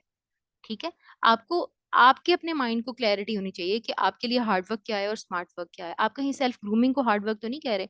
अगर आप सेल्फ ग्रूमिंग को हार्ड वर्क कह रहे हैं तो फिर आई हैव टू से कि आपका एग्जाम्स का टाइम निकल जाएगा लेकिन आपकी प्रिपरेशन नहीं हो पाएगी। अगर आप अपने फ्रेंड्स के नोट्स लेके उनको मेमोराइज करके ये समझ रहे हैं कि अब आपने तैयारी कर ली है, तो आई एम सॉरी टू से आप वो बड़े नाइव हैं। आपको इस तरह से तो तैयारी आपकी नहीं होगी। ठीक है, आपको एक बैलेंस तरीके से लेके चलना है। और फाइनली मैं अपने हर स्टूडेंट को ये बताती हूँ कि एग्जाम को बड़े रियलिस्टिकली अप्रोच करें। ये एक रिटन एग्जाम है, सीएसएस का जो पहला जो फेज है वो एक रिटन एग्जाम है। और रिटन एग्जाम की तैयारी कैसे होती है, जो मेरे टीचर ने जो चीज एक आप ये कह लें कि जैसे कहते हैं ना कि बस बच्चे को भूले ना, इतना ज्यादा बार बार आप उसके माइंड में ये बात डालो, वो ये फॉर्मूला है, फुल प्रूफ फॉर्मूला मैं इसको कहती हूँ सीएसएस की रिटन एग्जाम की प्रिपरेशन का, राइट राइट एंड राइट। वो मेरे ये जो टाइम डिस्ट्रीब्यूशन फॉर्मूला है ना, वो इस पे भी रिफ्लेक्ट करती है। हमने आधा टाइम सिर्फ राइटिंग प्रैक्टिस को देना है, बाकी आधे टाइम में हमने बाकी जो सारी नोट्स बनाने हैं और जो जितना आपने उनको डेकोरेट करना है करें, लेकिन टाइम स्पेसिफिक रह के। ठीक है जी। तो मैंने थोड़ा सा अपनी जर्नी को इस तरह से एक्सप्लेन किया है कि मैं उसको स्टेप बाय स्टेप और मतलब मैं उसको डिफरेंट पोर्शंस में मैं उसको डिवाइड करके मैं इस तरह से आपको बताऊं कि आपको मेरी कहानी ना लगे, आपको समझ लग जाए कि बेसिकली आपने उसको अ, उसको अपने अकॉर्डिंग, अपने टाइम टेबल के अकॉर्डिंग और अपने मेंटेलिटी के अकॉर्डिंग, अपनी प्रिपरेशन के हवाले से उसको कस्टमाइज कैसे करना है। So coming to the next phase, अब हमारा जैसे मैंने पहले बताया था, हमारा सुपर सेशन जो है वो स्टार्ट हो रहा है जेंडर स्टडीज का सून, इंशाल्लाह नेक्स्ट वीक से हम लोग स्टार्ट कर रहे हैं, 27 अक्टूबर से। और ये सुपर सेशन इसलिए है क्योंकि हम लोगों ने इसको टाइम एफिशिएंट बनाया हुआ है। यूजुअली मैं 3.5 to 4 वीक्स ले लेती हूँ, लेकिन इस दफा मैंने जो अपना सिलेबस रीडिजाइन किया है उसको कंप्रेस किया थोड़ा सा इस तरह से कि 3 वीक्स के अंदर अंदर आपका हो जाए। वाई? बिकॉज अब आपका वो थोड़ा मॉक्स वाला फेज स्टार्ट होने वाला है, तो आपका ज्यादा टाइम नहीं लगे इसके ऊपर, और स्मार्टली हम इसको फटाफट सिलेबस को कवर करके टेस्ट हम लोगों के इसके साथ साथ चलते रहेंगे। कस्टमाइज फीडबैक आपको अ, मतलब वन ऑन वन आपको फीडबैक मिलता रहेगा। तो उसके हवाले से भी आपकी चीज़ें पेपर जो पेपर अटेम्प्टिंग टेक्निक्स हैं उनके हवाले से भी आपकी क्लियर होती रहेंगी। वो एक होता है मेरे हर बैच में फर्स्ट टेस्ट ले लेने के बाद या कभी उससे पहले मैं एक वर्कशॉप कंडक्ट करती होती हूँ पेपर अटेम्प्टिंग टेक्निक्स के ऊपर ही खाली। तो वो जो चीज़ है वो आपको आपके जो आप मेरे साथ टेस्ट देंगे वो आपको उनमें ना सिर्फ उनमें हेल्प करती है बल्कि आपके बाकी सारे सब्जेक्ट्स में भी हेल्प करती है। ठीक है, और बाकी ये आपके जो है कोर्स है उसकी डिटेल्स हैं, और ये जो है द ब्यूरोक्रेट्स इंस्टीट्यूट के जो एडमिन है ये उनका नंबर है। मजीद अगर आपको कोई डिटेल्स चाहिए या रजिस्ट्रेशन के लिए ये वाला नंबर है, आप इसका स्क्रीनशॉट ले लें, आप इनसे कांटेक्ट कर लीजिएगा। अच्छा, अब मैं आपको जेंडर स्टडीज़ का जो हमने सिलेबस है, अगर मैं आपको उसकी ब्रेक डाउन करके बता दूं, तो जो हमारे पहले 2 से 3, सॉरी 3 जो हैं एग्जैक्टली हमारे जो पोर्शंस हैं ना जेंडर स्टडीज के सिलेबस के, वो हमने फर्स्ट वीक में कवर कर लेने हैं। उसमें जेंडर की डेफिनेशन और सोशल कंस्ट्रक्शन ऑफ जेंडर वो चीज़, और जेंडर स्टडीज को एज ए डिसिप्लिन भी हम लोगों ने देख लेना है। और फाइनली फिर हमारा जो टॉपिक है वेव्स ऑफ फेमिनिज्म का, वो हमने यहाँ तक फर्स्ट वीक में इंशाल्लाह कवर कर लेना है। देन सेकंड वीक में हमने फेमिनिज्म की जो थ्योरीज हैं हम वो कवर कर लेंगे। उसके बाद हम जेंडर बेस्ड वायलेंस जो है उसको कवर करेंगे, और पाकिस्तान की जो 3 केस स्टडीज आपको देनी है हम उनको कवर कर लेंगे। देन वुमेन इन पॉलिटिक्स वाला जो आपका टॉपिक है और जेंडर और गवर्नेंस वाला, ये जो आपके टॉपिक्स हैं हम इनको भी सेकंड वीक में कवर कर लेंगे। और फाइनली थर्ड वीक में जो थोड़े से ग्लोबलाइजेशन से रिलेटेड टॉपिक आ जाते हैं हम उनको कवर करेंगे। सो बेसिकली जो मेरा एजेंडा होता है मैं हमेशा इसी तरह से लेके चलती हूँ। मैं कंसेप्चुअल क्लैरिटी से स्टार्ट करती हूँ, ठीक है, उसके बाद फिर मैं ओवरव्यू देती हूँ डेवलपमेंट का, फेमिनिज्म की डेवलपमेंट का। देन फाइनली मैं पहले पाकिस्तान के ऊपर उन चीज़ों को अप्लाई करती हूँ और फिर हम ग्लोबल उस पे चले जाते हैं, स्केल पे चले जाते हैं। ठीक है, अब जेंडर स्टडीज को लेके जो कैंडिडेट्स जो प्रॉब्लम्स फेस करते हैं, अब जेंडर स्टडीज का जो सब्जेक्ट है ना बेसिकली ये एक बड़ा बैलेंस सा सब्जेक्ट है। ये उन सब्जेक्ट्स में से है जो आपको, अगर आप डेडिकेटेड है ना, अगर आपने प्रिपरेशन अच्छी की हुई है तो ये आपको स्कोर बहुत अच्छा देता है। ठीक, लेकिन कुछ जो प्रॉब्लम्स है ना कैंडिडेट्स के साथ, वो ये होती हैं कि उनको एग्जामिनर की अप्रोच नहीं समझ आ रही होती। जेंडर स्टडीज का जो एग्जामिनर है ना वो आपसे सिर्फ थियोरेटिकल क्लैरिटी नहीं मांग रहा होता, उसको एग्जाम्पल्स चाहिए होती हैं डे टू डे लाइफ से, उसको from with in Pakistan and internationally भी उसको दोनों तरह की एग्जाम्पल्स चाहिए होती हैं। ठीक है, एक बड़े बैलेंस अप्रोच में लिखा हुआ उसको आंसर चाहिए होता है आपके एग्जामिनर्स को। देन उसको वही बात है कि थ्योरी और प्रैक्टिस के दरमियान में जो गैप है ना आपने वो कवर करके उसको दिखाना है। इसको मैं कहती हूँ ये जो गैप है ना थ्योरी और प्रैक्टिस का, इसको कवर करने को when it comes to gender studies को मैं कहती होती हूँ कि आपने जेंडर स्टडीज के सिलेबस को इंटीग्रेट करना आपको आना चाहिए। नॉलेज इंटीग्रेशन आपको आनी चाहिए when it comes to examples, when it comes to giving cases and points. उसमें आपने बड़ा क्रिएटिवली एग्जांपल्स सारी आपके, आपका जो सिलेबस आउटलाइन है ना, उसके एक टॉपिक की एग्जांपल आपने दूसरे टॉपिक में देनी है, दूसरे की तीसरे टॉपिक में देनी है। तो आपको ना अपने इस कोर्स आउटलाइन की स्कोप से बाहर जाने की जरूरत भी नहीं पड़ती। बट आप इसी डोमेन के अंदर रहते रहते आप एक अच्छा खासा जो है ना अपने पास वो कर लेते हैं, एग्जाम्पल्स और डाटा का ना आपके आपके पास बड़ी अच्छी खासी कलेक्शन जो है वो सेव हो जाती है आपके पास, जैसे जैसे आप प्रिपेयर करते जाते हैं। और फाइनली जो एक और प्रॉब्लम होती है वो ये कि बच्चों को क्वेश्चंस की नहीं समझ आ रही होती। अगर आप देखें तो पिछले 2-3 साल से जेंडर स्टडीज के जो क्वेश्चंस हैं वो अब इतने सिंपल नहीं पूछे जाते। आंसर्स बहुत सिंपल होते हैं, आंसर्स आपसे कुछ भी उसने कभी भी आउट ऑफ सिलेबस नहीं पूछा। लेकिन बच्चों को नहीं लिखना नहीं आ रहा होता उनको। आप ये कह लें कि थोड़ी सी ना मिसअंडरस्टैंडिंग हो जाती है, ये जरा इधर उधर हो जाते हैं। अब अगर आप लोगों में से किसी की थोड़ी सी नो हाउ है जेंडर स्टडीज के सिलेबस के साथ, तो आपको पता होगा कि जो मूवी प्रोड्यूसर हैं शर्मीन ओबैद चुनोई, उनकी जो 2 मूवीज हैं, जो 2 डॉक्यूमेंट्रीज हैं, उनके ऊपर एक दफा आ गया था, क्वेश्चन आ गया था। और ये मेजोरिटी कैंडिडेट्स ने इसको किस तरह से अटेम्प्ट किया था। और अगर आप भी प्रिपरेशन के बगैर अगर आप इसको, अगर किसी बच्चे की नो हाउ अभी तक नहीं है और अगर उसके सामने ये क्वेश्चन आएगा, तो वो नेचुरली क्या करेगा, वो यही करेगा कि इन दोनों डॉक्यूमेंट्रीज की शायद समरीज बता देगा। बल्कि शुरू में तो वो ये जो प्रोड्यूसर हैं शर्मीन उबैद की शायद थोड़ा सा इंट्रोडक्शन दे देगा, फिर वो इनकी समरीज बता देगा, फिर वो इनके ऊपर क्रिटिकल एनालिसिस कर देगा कि उससे हमें क्या क्या लेसन मिलते हैं वगैरह वगैरह, और फिर उसको कंक्लूड कर देगा। ऑन दी अदर हैंड, अगर आपने सिलेबस पढ़ा हुआ है, अगर आपके पास मतलब एक होलसम आइडिया है ना आपके कोर्स का, तो आपको समझ लग जाएगी कि ये जो केस स्टडी है ना, ये जेंडर बेस्ड वायलेंस के टॉपिक के अंडर आते हैं ये तीनों केस स्टडीज। तो ये जो क्वेश्चन है, ये इटसेल्फ एक जेंडर बेस्ड वायलेंस की एक एग्जाम्पल के तौर पे आपने इसको लेना है, और आपने जेंडर बेस्ड वायलेंस के टॉपिक के ऊपर आंसर लिखना है और उसके अंदर इन दोनों डॉक्यूमेंट्रीज की समरीज को इनकॉर्पोरेट करना है। सही है। ये सिर्फ अगर किसी बच्चों को इसकी समझ नहीं आई तो इट इज फाइन, हम आगे जाके जब सिलेबस कवर करेंगे तो हम फिर उसको इन चीजों को एड्रेस कर लेंगे। ठीक। अब ये वाली जो प्रॉब्लम्स है आपने इनको ओवरकम कैसे करना है, again and again CSS centric approach आपने, डायरेक्ट अप्रोच आपने लेके चलनी है। आपको आपके एग्जामिनर ने जो चीजें बता दी है ना आपकी कोर्स आउटलाइन में, आपने सिर्फ उनके ऊपर फोकस रख के उनको अच्छा प्रिपेयर कर लेना है। बस you are not suppose to go beyond that. उसके बाद आपने अपनी जो थ्योरी और प्रैक्टिस है, यानी जो आपकी फेमिनिस्ट थ्योरीज हैं, आपके सिलेबस में जितना भी थ्योरेटिकल बैकग्राउंड दिया हुआ है फेमिनिस्ट डेवलपमेंट का, आपको उसको लिंक करना आना चाहिए। ठीक है, आपने इसको मेमोराइज भी इसी तरह से करना है कि आप इन दोनों चीजों को आपस में लिंक करें। ठीक। उसके बाद फिर आपने जो पेपर अटेम्प्टिंग टेक्निक्स हैं उनको उनको आपने समझ के और अकॉर्डिंगली आपने अपने पेपर्स अटेम्प्ट करने हैं। आपने प्रॉपर फीडबैक लेना है, आपने अपने फीडबैक के ऊपर बार बार क्वेश्चंस पूछने हैं। ठीक है, ताकि आपके पर्सनल जो राइटिंग स्टाइल में से ना जो प्रॉब्लम्स है ना वो आइडेंटिफाई हों और आप उनको इम्प्रूव कर सकें।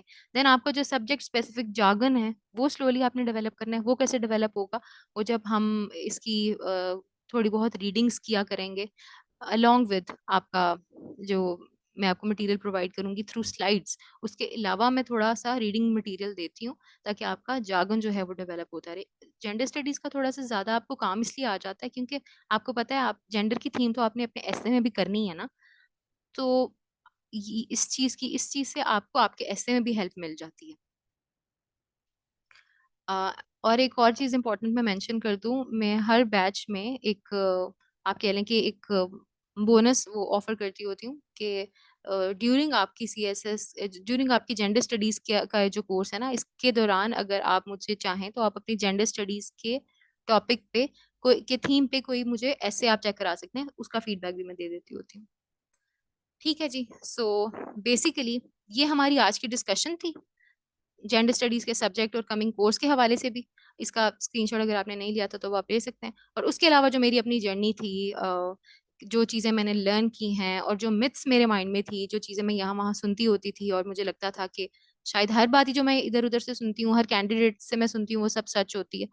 तो वो फिर ऑब्वियसली मैं यही चाहूंगी कि जो मेरे स्टूडेंट्स हैं वो उनके माइंड से जल्दी क्लियर हों और वो क्लैरिटी के साथ जो है वो अपीयर हों अपनी पहली अटेम्प्ट में। ठीक। अब मैं आप लोगों को क्वेश्चंस, अच्छा इरम को मैंने आंसर कर दिया। Ma'am you have prepare if you have no written practice. Of course Maroof, you do have sufficient time.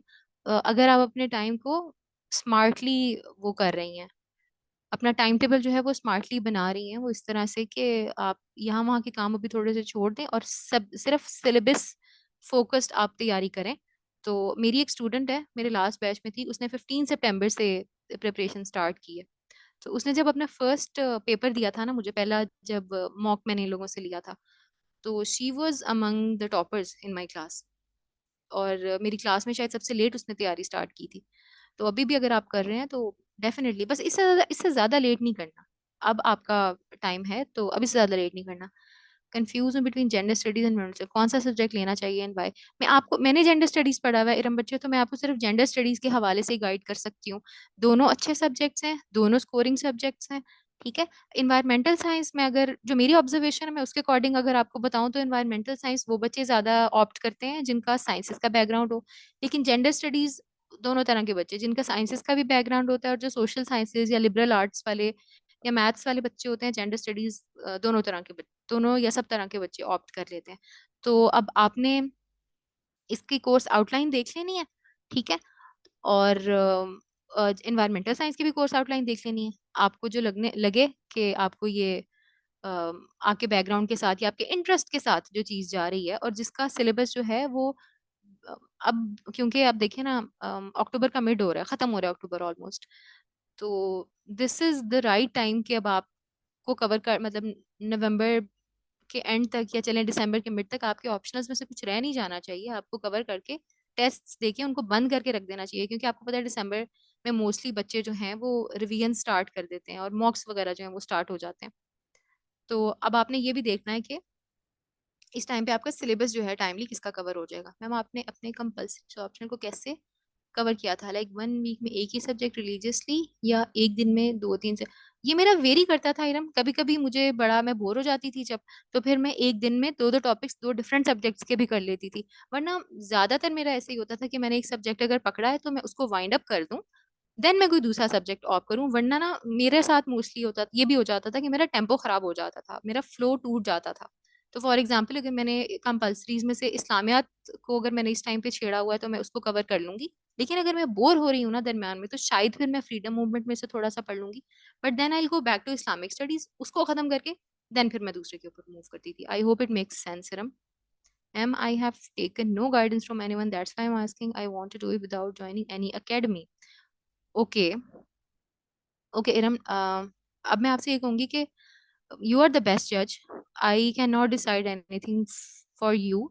अगर आपको, इफ यू बिलीव कि आप अपने ओन के ऊपर, आई एम होपिंग कि आप यू डू बिलीव, इसलिए आप कह रहे हैं कि आपने एकेडमी को ज्वाइन नहीं करनी, which is also not a very big deal. बहुत सारे कैंडिडेट्स होते हैं वो नहीं कोई एकेडमी ज्वाइन करते और वो बड़े आराम से कर जाते हैं क्लियर। तो पहली बात तो आप ये समझ लें कि this is not a big deal. Secondly, अगर आपको लग रहा है कि आप इस टाइम के ऊपर स्टार्ट करके कवर कर लेंगी, और the fact that you are asking this question means कि आपको लग ही रहा है ना, तो मैं ये कहूंगी कि गिव इट अ ट्राई करें। और by the end of January एक दफ़ा अपनी प्रिपरेशन को रिव्यू करें, अपने आप को खुद जज करें। उस टाइम पे इफ़ यू फील कि आपकी 70-75% प्रिपरेशन हो गई हुई है, तो मैं कहूँगी गो फॉर दैट। अभी आप जो है डेडिकेशन के साथ रेगुलर होके अपनी तैयारी यही सोच के करें कि आपने इसी साल अपियर होना है। Now, what differentiates the paper of an ordinary aspirant from the one passing the paper? What are the ingredients in the paper that pushing इसके ऊपर हम इंशाल्लाह करेंगे एक डिटेल वर्कशॉप करेंगे। पेपर अटेम्प्टिंग टेक्निक के ऊपर मैंने अपनी लास्ट बैच को भी करवाई थी। मैं जो है ना एडमिन, उनसे बोलूंगी कि उसका लिंक भी शेयर कर दें वो। तो वो मैंने बहुत डिटेल में इस चीज़ के ऊपर बात की हुई है, आप वो ज़रूर सुनिएगा। ठीक है। Ma'am, how much time would be enough to cover? 3 weeks are way more than enough Imran बच्चे। और इसमें हम अपने 3 मॉक्स भी करेंगे साथ। हिस्टोरिकल क्वेश्चन जैसे लिंक लिंक्ड टू, अच्छा लिंक्स टू फेमिनिज्म, क्या उसमें करंट चीजें मेंशन? नहीं, आप एग्जांपल्स देंगे? आप हिस्ट्री में से भी युसामा, शायद आपका नाम है ना, आप हिस्ट्री में से भी एग्जांपल्स देते हो और आप करंट अफेयर्स में से भी, लाइक जो करंट डेवलपमेंट्स हैं, सॉरी, आप उनमें से भी एग्जांपल्स जो रेलेवेंट होती हैं वो देते हो। बट एग्जांपल्स और डेटा सारा जो है वो सब आपको मैं प्रोवाइड कर दूंगी, आपको कुछ भी एक्स्ट्रा यहाँ वहां से रिसर्च करने की जरूरत नहीं पड़ेगी। Do you took initially to cover all the 12 subjects? Ayaan, कोई भी बच्चा all the 12 subjects completely cover नहीं करता, जैसे कि मैंने पहले ही कहा है। आप इंशाल्लाह जब आप एलोकेट भी हो जाएंगे ना, आपके पास उस टाइम पे, मेरे पास इस सवाल का जवाब नहीं है, लेकिन मैं ये कहूंगी कि पर सब्जेक्ट पर 100 मार्क्स का जो सब्जेक्ट है ना, आइडियली आपको उसके लिए, अगर तो मतलब जेंडर स्टडीज जैसा है सब्जेक्ट है, तो 3 से 4 हफ्ते आर मोर देन इनफ। ठीक है, तो इस तरह से आपने बस इसको देख के चलना है। Start today, will you fully cover the syllabus revision 2027? 2027 से तो बहुत पहले आप कर लेंगे। मैं तो अभी एक बच्चे को भी आपको बता के हटी हूँ ना कि सितंबर में बच्चों ने प्रिपरेशन स्टार्ट की थी और अच्छा खासा उन्होंने कर लिया हुआ cover. Necessary to read dozen, no not at all. मैंने इसके ऊपर बड़ी डिटेल में बात की है कि आपको बिल्कुल भी डजन्स ऑफ बुक्स पढ़ने की जरूरत नहीं है। एक्सप्रेशन आपका ऑफ कोर्स आपको इम्प्रूव करने की जरूरत है ऐसे राइटिंग के लिए, लेकिन उसके लिए आपने रेलिवेंट एसेज पढ़ने हैं। जो फेमस ऐसे राइटर्स हैं, जो फेमस ऑथर्स हैं, उनके आपने रेलिवेंट चैप्टर्स पढ़ने हैं उनकी बुक्स में से। फॉर एग्जाम्पल आप विल डुरान को पढ़ें, आप बर्ट्रैंड रसल को पढ़ें, आप यू ऑल नो हरारी को पढ़ें। इस तरह के जो बड़े फेमस और बड़े बड़े राइटर्स हैं ना, आपने सिर्फ उनके रेलिवेंट चैप्टर्स पढ़ने हैं सिर्फ। पूरी पूरी बुक पढ़ने का तो बच्चे टाइम ही नहीं है। What was your strategy for ऐसे राइटिंग? अरे मैंने कोई मैगजीन कभी भी नहीं पढ़ा। ये बहुत एक वो चाइल्डिश चीज होती है, मैगजीन्स के ऊपर रिलाई करना व्हेन इट कम्स टू ऐसे। मैगजीन्स में आपको करंट अफेयर्स और पाकिस्तान अफेयर्स में बहुत हेल्प मिलती है। अच्छा, आप करंट अफेयर्स का ही पूछ रहे हो, एक ही ले लो, कोई सा भी एक रख लो अपने पास, और चाहे आप सब्सक्रिप्शन ले लो किसी एक मैगजीन की, या अगर आपको हार्ड में मिलता है तो आप वो ले लो, और बस कोई एक ही रखो। लेकिन फॉर ऐसे राइटिंग की जो स्ट्रेटजी है वो बड़ी मेरी लेंथी है, उस पर हम फिर कभी बात करेंगे। अपनी जर्नी बता दी एक्चुअली। अब जी बच्चे, मैंने बता दी, अब आप इसकी रिकॉर्डिंग सुन लीजिएगा। मेरे बच्चे जेंडर में मेरी अटेम्प्ट में वेरी करते रहे हैं मार्क्स। मेरे हाईएस्ट मार्क्स लेकिन जो जेंडर स्टडीज में रहे हैं वो 80 रहे हैं। ऐसे थीम में, अच्छा अभी ना हम अपने क्वेश्चंस जेंडर स्पेसिफिक रखते हैं, ठीक है? ऐसे के बारे में फिर कभी मौका मिला तो विल डिस्कस। ओके, कुरत कह रही है थर्ड अटेम्प्ट है, anthropology got hidden fate took an unfortunate turn, I am demotivated by now, should I switch anthro to Punjabi, and what about British history? Okay, anthropology से मेरा इतना वो नहीं है कुरत, तो मैं आपको, देखें, आपको ना कभी भी कोई भी गारंटी नहीं दे सकता कि जो सब्जेक्ट लास्ट टाइम हिट हुआ था, अब ये आपको पता है कि हर साल कुछ सब्जेक्ट्स हिट होते हैं। और यहाँ पे बेसिकली जो है ना, जिसको हम कहते हैं ना कि लक बड़ी मैटर करती है सीएसएस में, तो ये जो सब्जेक्ट्स का हिट होना बेसिकली मतलब लक का मैटर करना यही है, कि आपको नहीं पता होता आपका कौन सा सब्जेक्ट जो आपने ऑप्ट किया हुआ, आपने उसके ऊपर बड़ी मेहनत भी की हो और वो आपका हिट कर जाए। ठीक है, Punjabi is a good subject, लेकिन मैं ये कहूंगी कि अगर आपको पंजाबी बोलनी आती है, लिखनी आती है, आप कर सकती हैं स्विच एंथ्रोपोलॉजी टू पंजाबी। लेकिन अगर ऐसा नहीं है तो पंजाबी स्कोर अच्छा देता है आपको, लेकिन अगर आपने प्रिपरेशन अच्छी की हुई है और अगर आपको लिखना अच्छा आता हो तो। और कुरत ये है कि अगर आप ये बोलती रहेंगे ना कि I am demotivated, you are going to stay demotivated. I am going to give you reality check, आपको उठाने किसी ने नहीं आना। ठीक है, आपको खुद हिम्मत करनी पड़ेगी और आप करें। आपकी थर्ड अटेम्प्ट है, गिव इट योर बेस्ट, और इसको अच्छी तरह प्रिपेयर करके और इसको लास्ट नहीं, इसको अपनी फाइनल अटेम्प्ट बोलें, ताकि आपको एक थोड़ी सी खुद आपको करेज आए। ठीक है, लास्ट से ना वो, मुझे पता ही नहीं क्यों लास्ट से बड़ी नेगेटिव और इस तरह की वाइब आती है। ब्रिटिश हिस्ट्री और यूरोपियन हिस्ट्री में से कौन सा ऑप्ट करना? मेरी तो ये दोनों हिस्ट्रियां नहीं थी, मैंने तो इंडो पाक हिस्ट्री ली हुई थी, लेकिन इस दफा यूरोपियन हिस्ट्री ने बहुत अच्छा, बहुत रिवॉर्डिंग रही है इस दफा यूरोपियन हिस्ट्री अली। तो वैसे तो आपको किसी ऐसे टीचर से पूछना चाहिए जो इन दोनों सब्जेक्ट्स में जो जो पढ़ाते हो। मेरी इंडो पाक है तो मैं आपको उसका जरूर बता सकती हूँ, वो तो बड़ी खराब रही इस दफा। काफी लोग बेचारे नहीं क्लियर कर पाए, लेकिन यूरोपियन हिस्ट्री इस दफा बेटर थी। अब मुझे नहीं पता कमिंग ईयर में ब्रिटिश बेटर होगी, ज्यादा रिवॉर्डिंग होगी, या यूरोपियन। क्वेश्चन है, मुझे राइटिंग में बहुत प्रॉब्लम आ रही, यार मुझे समझ नहीं आ रहा मैं कैसे लिखना शुरू करूं। इंट्रो कैसे लिखते हैं जुहेब? बच्चे अगर तो आप जेंडर स्टडीज के इंट्रो की बात कर रहे हैं तो you should not be too much worried. मैं हमेशा ये बताती हूँ अपने स्टूडेंट्स को कि जो आपके ऑप्शनल्स या ऐसे के अलावा जितने भी आपके सब्जेक्ट्स होते हैं ना, उनके इंट्रो को ज्यादा दिल पे नहीं लिया करें। आपके पूरे क्वेश्चन की एग्जेक्टिव समरी होता है आपका intro. References for gender studies, बात कौन सा रेफरेंस? अच्छा, रेफरेंसेस वो तो आपके हर टॉपिक के हिसाब से फिर करते हैं ना, वेरी करते हैं। Miss can you please start after empty? हम ना बच्चे, मेरी रिकॉर्डिंग्स आपके पास एग्जाम्स तक अवेलेबल होंगी, तो आप अगर अभी नहीं भी ज्वाइन, मेरे बहुत सारे स्टूडेंट्स ऐसे करते हैं, वो इनरोल कर लेते हैं मेरे पास, लेकिन फिर कभी होता है किसी कोई कोई और सब्जेक्ट ले रहा है, क्लासेस ले रहा है, तो क्लैश आ जाता है, तो बच्चे फिर वो वाला सब्जेक्ट क्लियर कर लेने के बाद फिर मेरी रिकॉर्डिंग्स ले लेते हैं। क्योंकि हम लोग एग्जाम्स तक के लिए आपको सारा डेटा, सारी स्लाइड्स और लेक्चर्स रिकॉर्डिंग सब प्रोवाइड करते हैं। Yes yes Amna, of course मैं वही कह रही हूँ कि आप एनरोल कर लें और अकॉर्डिंगली फिर आप एवेल्युएशंस भी अपनी करा लीजिएगा, कोई मसला नहीं है। अनीला, आई am not the right person जो ये इस सवाल का जवाब दे सके, क्योंकि मैं दो जॉब्स करती होती थी। मैंने 2021 से मैं कर रही हूँ एक, और सेकंड फिर मैंने 2022 में स्टार्ट कर दी थी, लेकिन मेरी जॉब्स बड़ी फ्लेक्सिबल थी। I have been working from home और टाइम फ्लेक्सिबिलिटी मेरे पास थी, तो मैं बेसिकली खुद जॉब ऐसी करती थी कि मेरा सीएसएस का टाइम कॉम्प्रोमाइज ना हो। लेकिन ऑब्वियसली हर बच्चा ऐसे नहीं कर सकता, बाजू की डिग्री की इस तरह से डिमांड्स होती हैं। तो मैं आपसे ये कहूंगी कि आप किसी ऐसे इंडिविजुअल से बात करें, या मैं आपसे ये जरूर कह सकती हूँ कि आप के पास जितनी भी डिस्ट्रैक्शंस है ना, जैसे सोशल मीडिया है, जैसे एक्सेसिव सोशलाइजिंग है, आपको उन चीजों के ऊपर कॉम्प्रोमाइज करना पड़ता है। Economics for of your research कौन से फॉलो किए थे आपने? मैंने अखबार फॉलो किया था रिलीजियसली, मैंने डॉन फॉलो किया था। Zoology good. मेरा जोलॉजी का बच्चे, आयशा मेरा बैकग्राउंड नहीं है, but a person I know उनका बैकग्राउंड था और अच्छा उन्होंने किया है जोलॉजी में। बट आप पूछ लें किसी ऐसे से जिन्होंने किया हो। बिलावल, 7.5 to 8 पेजेस लेंथ होनी चाहिए आपके आंसर की। That you can take the mocks of your session after MPT which is on 9th। Usama, मेरा जो फर्स्ट वाला मॉक होगा ना, वो फर्स्ट वीकेंड पे होगा, ठीक है? तो अब आप सारे बच्चों को एमपीटी का वो है, आई कैन अंडरस्टैंड। फिर हम लोग अकॉर्डिंगली ही अपना पहला वाला जो मॉक है ना, हम उसको डिले कर लेंगे, ठीक है, ताकि आप लोगों का ये मसला एड्रेस हो जाए। इंडो पाक के जो मेरे सोर्सेज है ना, वो मेरे ये थे कि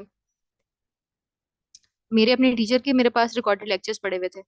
देन मैंने जो वो थे फ्रीडम मूवमेंट के। देन उससे जो पहले वाला जितना पोर्शन है, वो एक और टीचर हैं जीसी के, सर इरफान वहीद उस्मानी, मेरे पास उनके नोट्स पड़े हुए थे। मैंने वहां से प्रिपेयर किया, और आपको पता है कि फ्रीडम मूवमेंट के बाद वाला जो है, पार्टीशन के बाद वाला जो पोर्शन है, वो तो हम पाकिस्तान अफेयर्स में कवर कर ही रहे होते हैं, ठीक है? हाँ, इंडो पाक तो कोई ऑप्ट ही नहीं करता, उसमें तो बहुत ही कम गाइडेंस है। उसमें हम फिर कभी डिटेल में, अभी मैं जेंडर पे बात करूँ इस पे, फिर आप मुझसे पूछिएगा अलग से, मैं आपको बता दूंगी। इरम, मेरे जो आवर्स ऑफ स्टडी हैं वो वेरी करते थे। कभी मैं बिल्कुल जुनूनियों की तरह बहुत ही ज्यादा पढ़ती थी, फिर कभी फिर मुझे ब्रेक लेने की जरूरत पड़ती थी, तो मैं लाइक उस दिन फिर मैं जरा कम पढ़ लेती थी, 3-4 घंटे पढ़ लेती थी। बट मैं वैसे थोड़ी क्रेजी किस्म की स्टूडेंट ही थी, तो मैं ज्यादा ही पढ़ती थी mostly. What advice would you like to give Alvin student who is currently in university and plan to appear right after his graduation?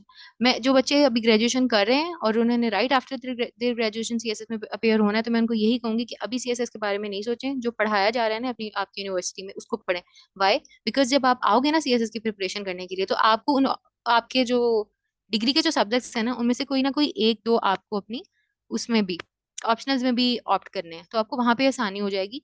और आपका अपनी डिग्री पे फोकस करोगे तो आपका जो है इंटेलेक्चुअल और मेंटल मसल जो है वो ही स्ट्रेंथन होगा, डिसिप्लिन आप में आएगा। तो ये वैल्यूज आप लर्न करो अपनी यूनिवर्सिटी में रह के। I am having main economics. Imran बच्चे, मेरा इकोनॉमिक्स का बैकग्राउंड नहीं है और मुझे नहीं इसका पता उसके बारे में, ठीक है? केमिस्ट्री और फिजिक्स, बच्चों आप लोगों को लग रहा है कि मैंने पता नहीं सारे ऑप्शनल्स पढ़ लिए हैं। ऐसे नहीं होता। जो लोग एलोकेट भी हो जाते हैं ना, उनको भी सब्जेक्ट्स की बड़ी लिमिटेड नॉलेज होती है, और उनको भी सिर्फ उतना ही पता होता है जितना उन्होंने खुद पढ़ा हुआ होता है। तो जिन मेंटोर्स के बैकग्राउंड है ना इन सब्जेक्ट्स के, प्लीज आप उनसे पूछें। मेरे optionals Ali political science, gender studies, Indo पाक हिस्ट्री, क्रिमिनोलॉजी और पंजाबी। नहीं, मेरे फ्रीलांसिंग की जॉब में टाइम कंस्ट्रेंट नहीं था, बिकॉज मैं अपने पोर्टफोलियो से काम ही नहीं करती थी। मेरा एक क्लासमेट था जिसका जो बैकग्राउंड है वो इंजीनियरिंग का था, तो उसको सोशल साइंसेज और हिस्ट्री की जो असाइनमेंट्स मिलती होती थी मैं उसको वो करके देती थी। ठीक है जी, अच्छा। नहीं, बर्नआउट नहीं होता था क्योंकि मैं ज्यादा नहीं करती थी ना काम। बस उतना करती थी कि मेरा अ, जो है, मैं फाइनेंशियली इंडिपेंडेंट रहूं, नंबर वन। सेकेंडली ये चीज कि मेरा स्टडी का जो टाइम है वो कॉम्प्रोमाइज नहीं हो। अच्छा जी, होपफुली अब आप लोगों के जेंडर स्टडीज रिलेटेड जो क्वेश्चंस है वो एड्रेस हो गए। मैं अब आप लोगों ने मेरे से पूछने शुरू कर दिए हैं सवाल दुनिया जहान के सब्जेक्ट के जिनका मुझे पता भी नहीं है। ठीक है जी, तो इसकी रिकॉर्डिंग आप लोगों को मिल जाएगी जिन लोगों ने फर्स्ट पोर्शन है वो मिस कर दिया है। Could you suggest some writers to broaden our perspective and which could help in CSS? Too. Writers किस हवाले से बच्चे? जेंडर स्टडीज की आप पूछ रही हैं? जेंडर स्टडीज का मेरा ये होता है कि मैं हर टॉपिक जब मैं जिस दिन पढ़ाती हूँ ना, उसके साथ साथ मैं कोई एक जर्नल आर्टिकल शेयर करती हूँ। थ्योरीज के लिए मैं एक बुक शेयर करती होती हूँ। ठीक है, मेरे डॉन के फेवरेट आर्टिकल्स, फेवरेट राइटर्स कौन है? राफिया जिक्रिया मुझे अच्छी लगती हैं, वो अच्छा लिखती हैं। मलीहा लोधी, फॉर श्योर, सब अच्छा लिखते हैं बच्चे। और इरम, अगर आपने जनरली पूछा था तो मैंने जिन एसेइस्ट के नाम लिए हैं ना, विल डुरांट और बर्ट्रैंड रसल, और उसके अलावा युval नोह हरारी को आप पढ़ लें। इस तरह के जो एसेइस्ट है ना, जो और इस तरह की एनालिसिस जो अब करते हैं लोग, आप उनको पढ़ लें। ठीक है जी, अच्छा। चलें जी, अब आप लोगों से इंशाल्लाह क्लास में मुलाकात होती है। ठीक है। आई होप आपकी जो क्वेश्चंस हैं वो भी आंसर हुए होंगे, और आपकी जो मिसकंसेप्शंस है ना वो भी हो गई होंगी क्लियर। ठीक है जी, जजाकल्ला जी। गुड लक जी, खुदा हाफिज।